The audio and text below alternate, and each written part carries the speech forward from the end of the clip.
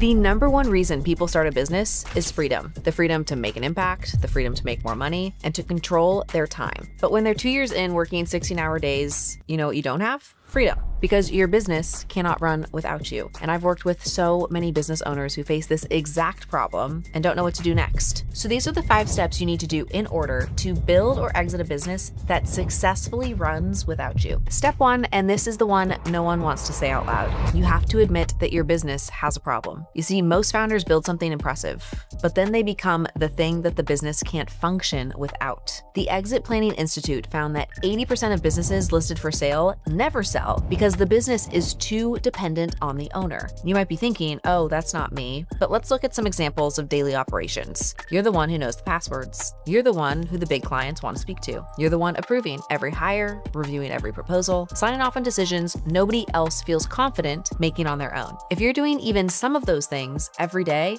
you are the problem. You're the bottleneck in your business. I realized that I was this bottleneck last year. I felt like I needed to have such tight control over our operations that I had built an environment where I was spending energy watching my back instead of looking forward. I had people around me that I felt I needed to be defensive around rather than being able to trust a team in order to take new opportunities and actually run with them. That defensive feeling was the tell. When you're in protection mode versus growth mode, the whole business slows down because everything is running through you. It wasn't because my team wasn't capable. It was because I had built a structure where capable people couldn't fully step up. Once I saw that clearly, the fix was very obvious. The moment I did, everything changed. It was the single best decision that I made last year. And here's what that actually means for the valuation of your business that you have spent years building. It's worth exactly what someone would pay for it without you in it. So if you ask yourself what your business is worth without you being a part of it, how much is it worth? If the answer is not much because the whole thing burns down, this is another signal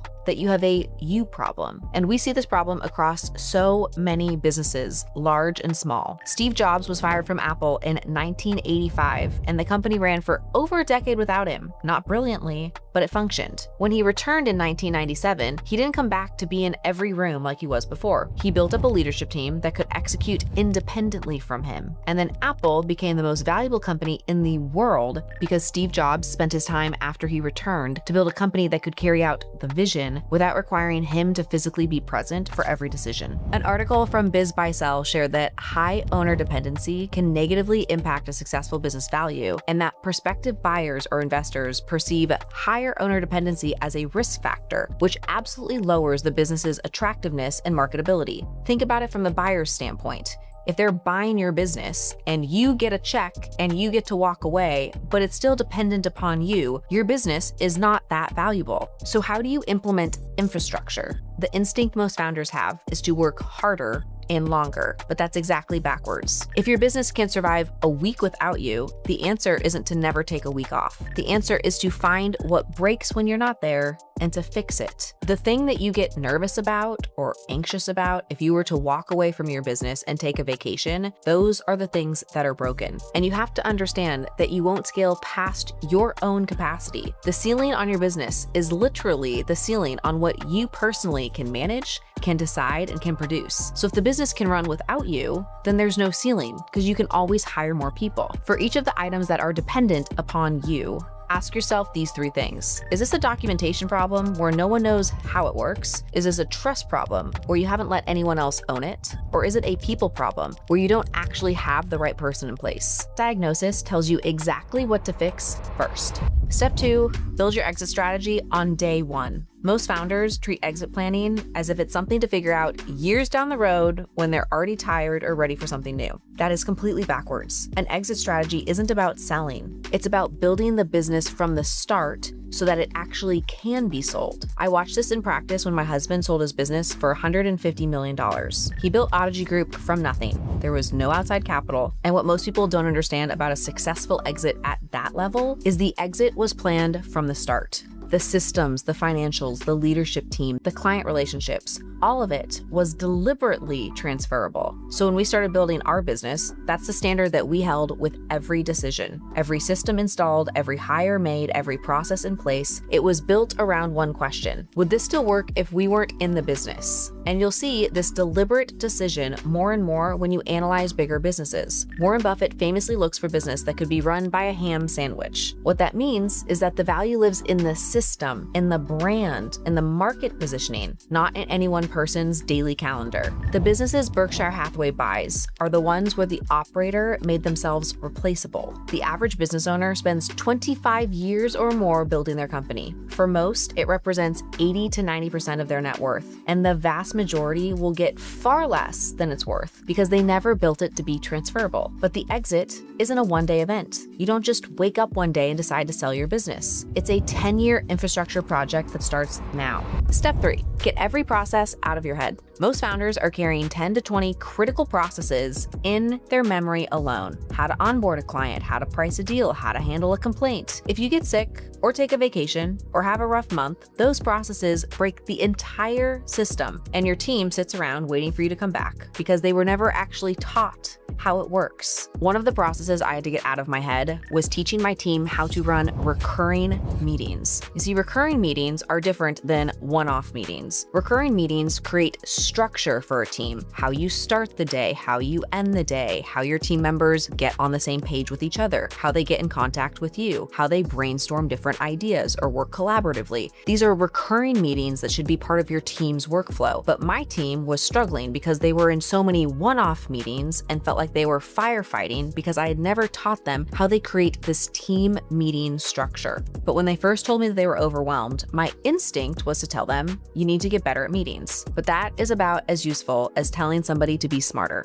So I built something that we now call the recurring meeting matrix. Every leader had to define 4 things for every recurring meeting they ran: the attendees, the purpose, the outcomes, and the projected outlook. We run a daily leadership stand-up that's 15 minutes long. People were walking in with topics that needed a full hour-long deep dive because nobody had defined what that meeting was actually for. But once we set the projected outlook to clearly state this meeting is for critical issues regarding the next 2 weeks, not threats 2 years out, the entire dynamic shifted. This allowed the teams to have a consistent structure and for their team members to know what types of topics to talk about when.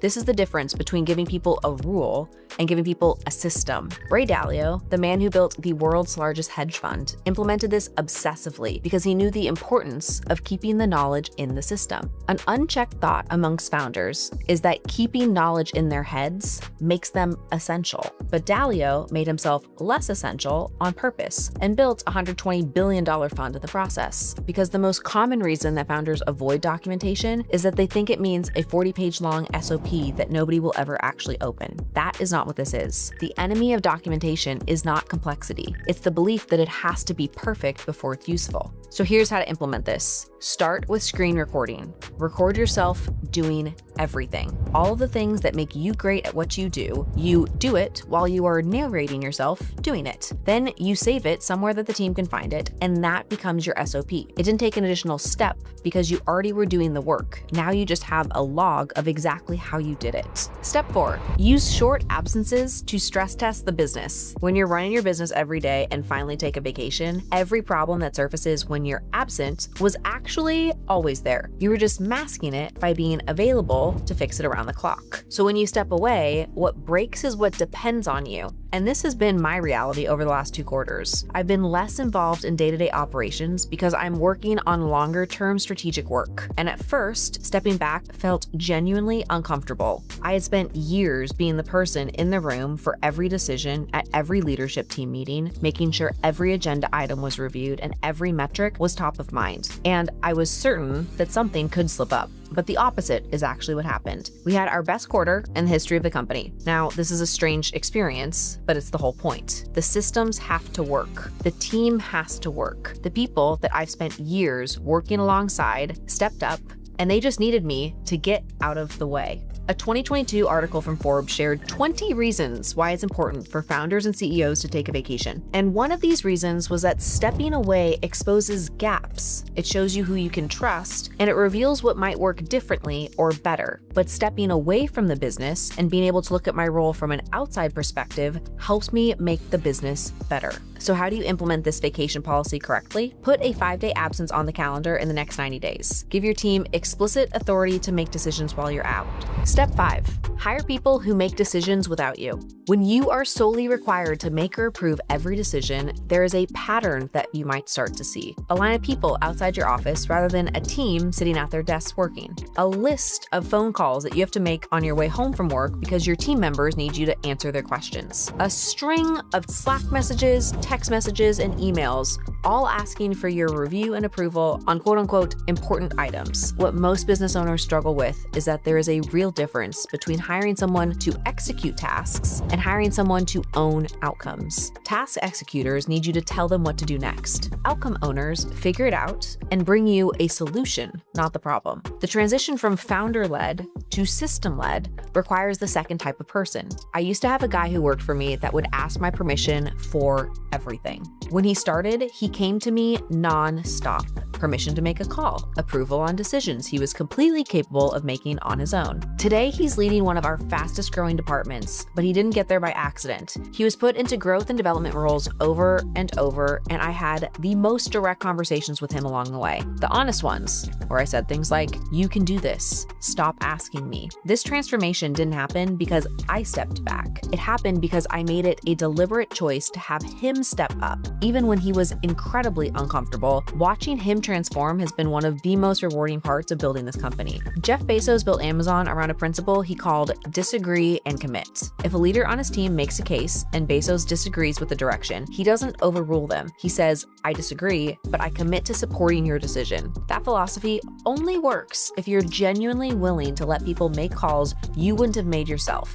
Speed and founder ego can't exist in the same organization. At some point, you have to pick one, and it feels uncomfortable as a founder to just give up decision-making power at first. But what's happening on a deeper level here is once you do relinquish control to your team members, you are making the business theirs as much as it's yours, and that ownership improves the result. It is the single best way to make a team member feel cared for and actually care about the business. It gives them a good reason to feel like they're a part of the business's decision. Those were the 5 steps you need to follow in order to start, build, or exit a business that successfully runs without you. If you want to go deeper on what building a successful business looks like, watch this next.